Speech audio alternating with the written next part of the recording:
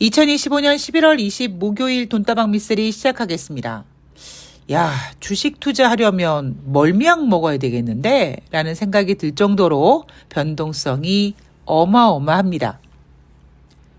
그 변동성은 우리나라 증시뿐만 아니라 뉴욕 증시도 마찬가지고요.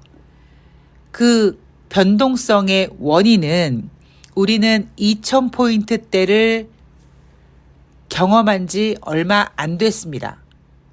우리의 투자에 대한 이 바이오리듬은 2000포인트대 맞춰져 있었어요. 그런데 너무나 짧은 시간에 2배 가까운 4000포인트를 겪다 보니 그 움직임이 굉장히 커 보이는 거죠. 2000포인트대 1%의 변동성과 4000포인트대 1% 변동성은 느낌이 다릅니다. 저는 그거를 1층에서 떨어진 거와 15층에서 떨어진 것에 대한 느낌으로 여러분들께 표현해 드렸죠. 자, 이렇게 주식시장이 이만큼 올라왔고 변동성에 노출되어 있는 상태에서 가장 필요한 것은 여러분들의 흔들리지 않는 멘탈입니다. 그리고 조금 더 있었으면 좋겠다 하는 건 뭐냐면 주식하시는 분들은 조금 미래를 먼저 생각하자.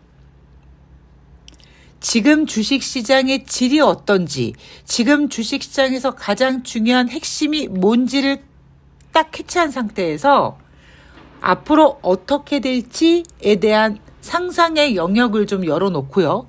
그리고 투자하는 사람 입장에서는 철두철미 철상철학. 내가 매매원칙 지키고 무리하지 않고 그리고 대비하고 적응하고 요거를 모두 내가 내 이성으로 컨트롤할 수 있는 매매 원칙만 확고하게 만들어지면 주식 그까이 거 별거 아닙니다. 수익 낼 수 있고요. 뭐 당장 수익이 나지 않아도 그 멘탈을 가지고 잘 기다리다 보면 때가 오고 때가 오면 이익 실현하고 이익 실현한 상태에서 재투자할 때는 나 지난번에 너무 장기 투자했어. 그 시간이 좀 아까워. 이번엔 좀 빨리 수익 나는 거 한번 해볼까? 이런 어떤 유연성을 가지시면 되고요. 저는 주식 투자에서 가장 중요한 거는요. 수익을 내본 사람이 수익을 또 냅니다. 물론 여기에 전제 조건은 무슨 사주에 무슨 돈복이 터져가지고 들어가는 족들이 대박나고 이런 게 아니라 매매 원칙을 가지고 생각을 가지고 투자해서 내가 컨트롤할 수 있는 상태에서 수익이 났다. 그렇게 수익을 내시는 분들은 그렇게 내 손에 이익을 잡으신 분들은 다음 종목에도 수익 낼 수 있는 가능성이 높습니다. 우리가 왜 전쟁의 기술에서 이겨본 사람이 또 이긴다라는 얘기가 있는 것처럼 그 손맛이라는 게 있잖아요. 그러니까 단순히 이게 좋다니까 이거 사야지. 내가 샀는데 빠지네? 그럼 손절. 근데 다른 사람은 저 종목을 샀네? 그럼 나도 저 종목 들어가서 만회해야지. 그런 분들은요, 그냥 투자가 나가리예요. 예, 그런 분들은 저는 주식 투자 안 하셨으면 좋겠다라는 생각을 가지고 있습니다. 자, 11월 18일 화요일 뉴욕 증시, 그리고 11월 19일 수요일 뉴욕 증시 마감 현황을 전해드릴 텐데요. 일단 11월 18일 화요일 뉴욕 증시 3대 지수는 하락 마감했습니다. 다우지수가 1.07, 그다음에 S&P 500이 0.83, 나스닥이 1.21% 하락했고요. AI 관련 기업의 주가가 고평가되어 있다라는 논란 속에 뉴욕 증시가 하락했다. 자, S&P 기준으로 4거래일 연속 뉴욕 증시가 약세 흐름을 보이고 있다라는 것이 11월 18일 화요일 증시였습니다. 자, 연말 시즌 다가오는데 대형 유통업체인 홈디포 연간 실적 전망을 하향 조정하면서 주가가 하락했고요. 월마트, 이번 주에 실적 발표 예정인데, 미쓰리가 그러던데, 연말로 갈수록 소비 좀 약해질 것 같다는데, 라는 분위기로 이 대형 유통업체 주가도 약세를 보였던 날이 11월 18일 화요일이었습니다. 자, AI 고점 논란 때문에 11월 18일 화요일 뉴욕 증시가 하락했다고 하는데요.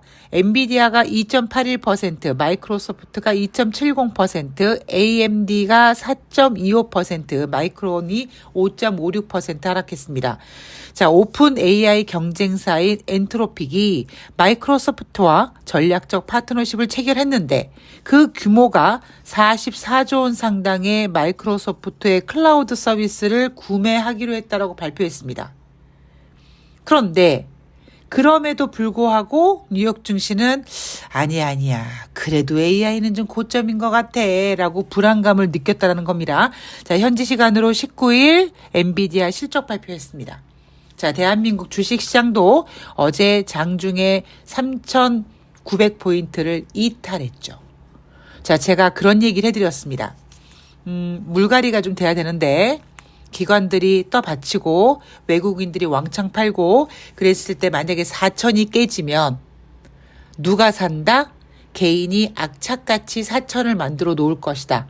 그런데 사실 어제 같은 경우는요. 11월 19일 수요일 증시 같은 경우에는 단순히 4천을 깬 게 아니라 3,900까지 깨다 보니까 악착같이 3,900을 다시 만들어 놓은 투자 주체는 기관이었습니다.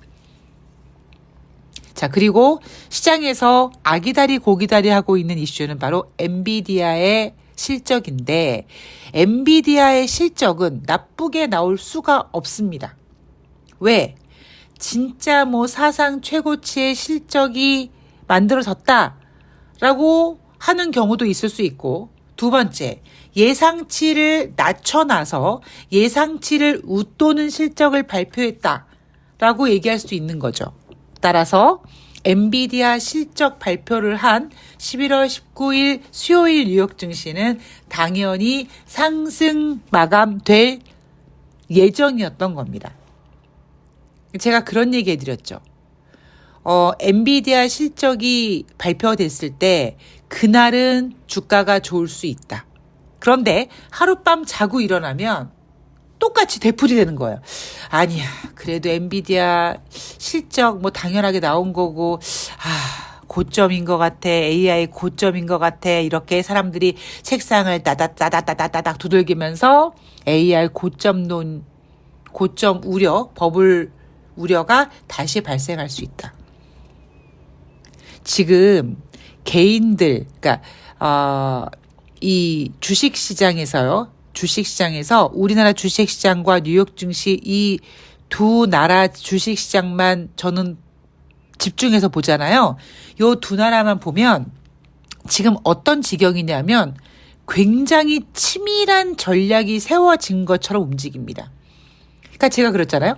4,000포인트 깨지면 기관이 살 거고 개인들이 장중에 투자자들 유혹하려고 살짝 사는 척 하다가 개인들이 매수로 돌아서면 외인들도 다시 매도로 돌아서고 그리고 엔비디아 실적 발표를 앞두고 경계감, 버블 논란 어쩌고 하다가 정작 실적 좋게 발표되니까 유후 하고 올랐는데 지금 상태는 여러분 어떨 것 같습니까?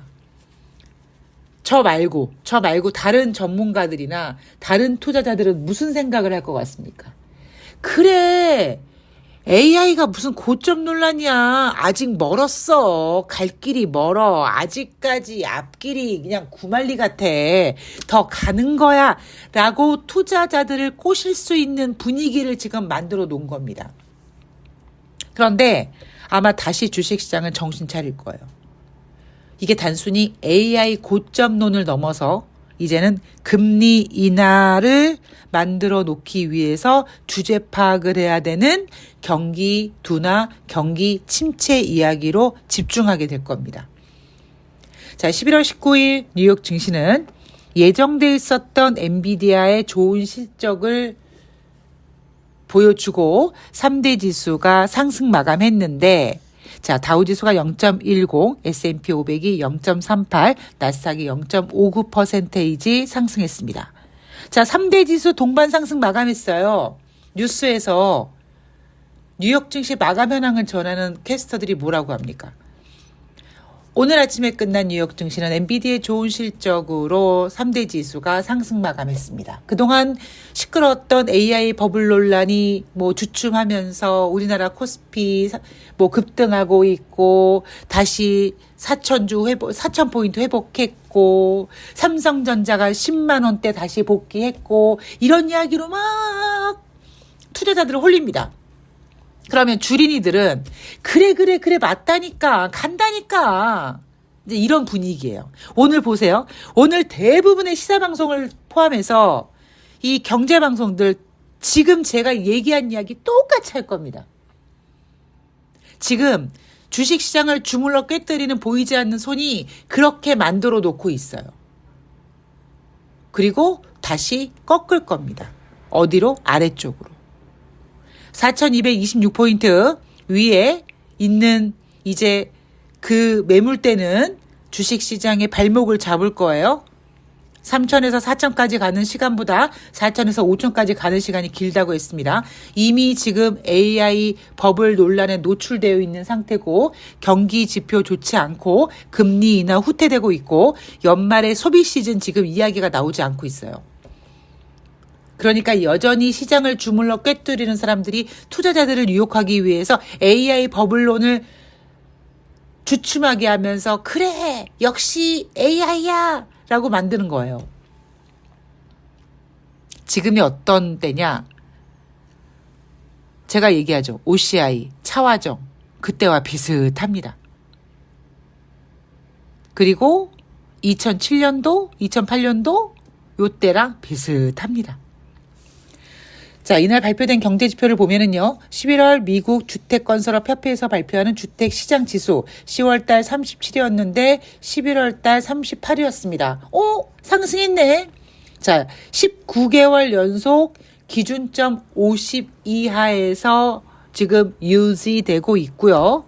왜 이렇게 주택시장지수가 19개월 동안이나 버벅거리니?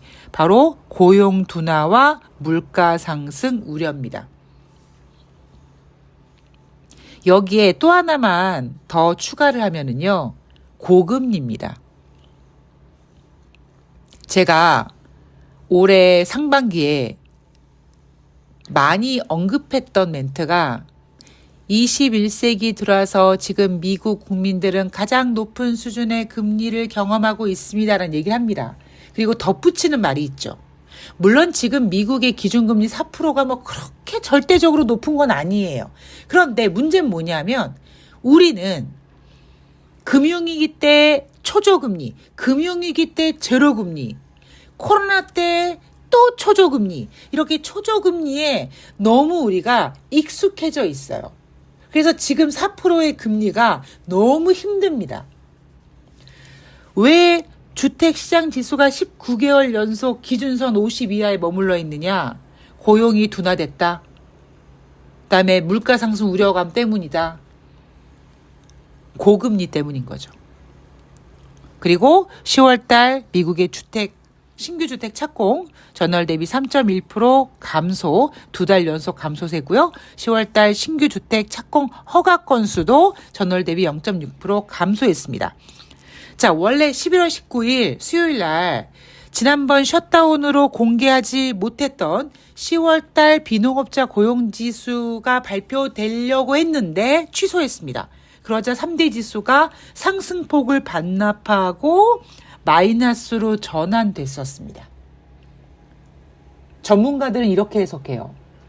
고용지표 안 좋을 거니까 부진한 고용지표를 발표하면 그래 고용지표 안 좋으니까 금리 인하 하겠구나. 그래서 금리 인하 기대감을 다시 살리려고 했는데 젠장 맞을 이날 고용보고서가 발표되지 않다 보니 시장에서 형성될 수 있었던 금리 인하 기대감이 없어져 버렸네. 그래서 주식시장이 상승폭을 반납했네라고 합니다.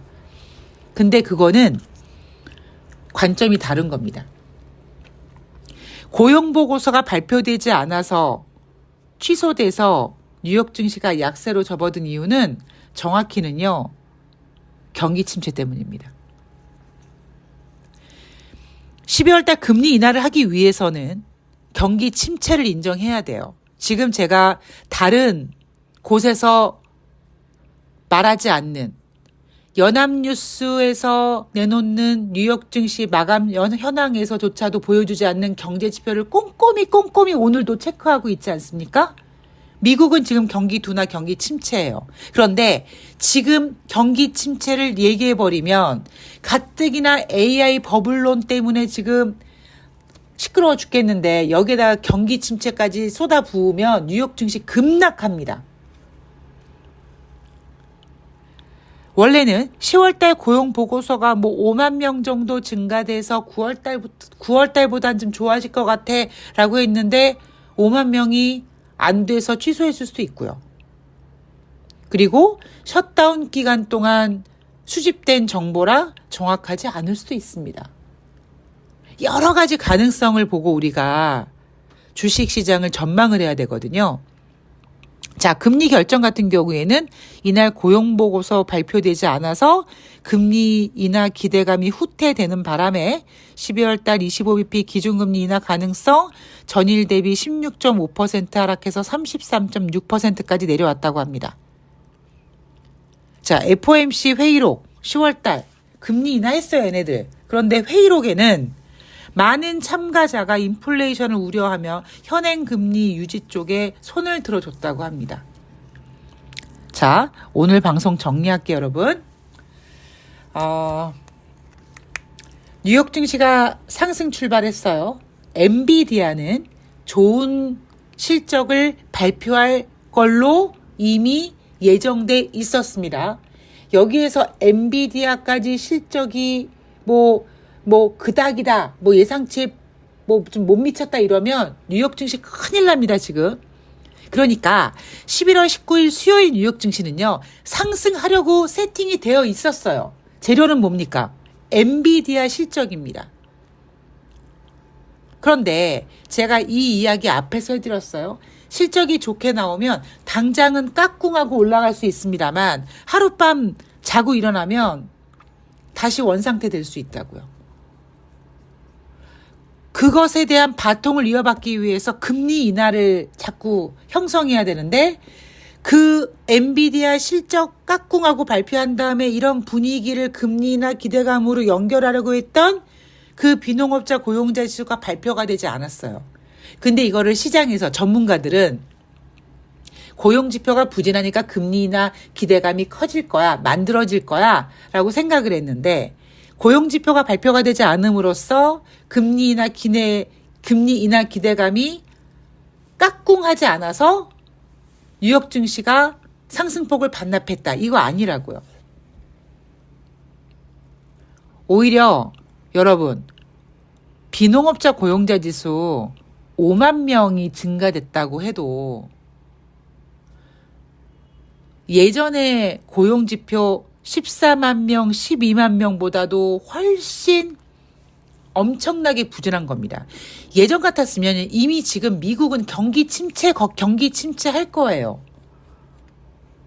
그런데 지금 고용지표는 그나마 9월 달보다 나아. 그래도 이번 달은 5만 명 정도 증가될 것 같아. 이러고 있고 연준 위원들은 10월 달에 금리를 인하하면서도 옌병아 이거 어떻게 하지? 인플레이션 어떻게 하지? 이거 12월 달에 금리 인하 못 하겠는데 라고 걱정하고 있습니다. 왜 연준 위원들은 하나같이 금리 인하를 부정적으로 볼까요? 미국 국민들 연말 맞아서 소비를 안 한다니까요. 왜? 인플레이션 때문에. 제가 소매 판매에 대한 이야기 해드렸죠. 미국 국민들 인플레이션 때문에 연말에 해야 될 소비를 미리 다 땡겨서 했다라고 말씀드렸습니다.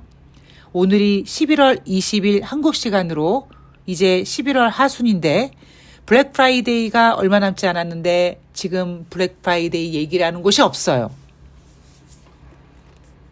여기다가 만약에 고용지표가 5만 명이든 5만 명 이하든 발표되면 미국은요, 소비도 줄고 인플레이션은 막 올라가고 아까 제가 주택시장 지수 말씀드렸죠? 예, 고용 둔화와 물가 상승 우려 이런 모든 것들이 총체적인 경기 둔화를 지적하고 있는데 가리키고 있는데 미국은 지금 굉장히 난감한 상태입니다.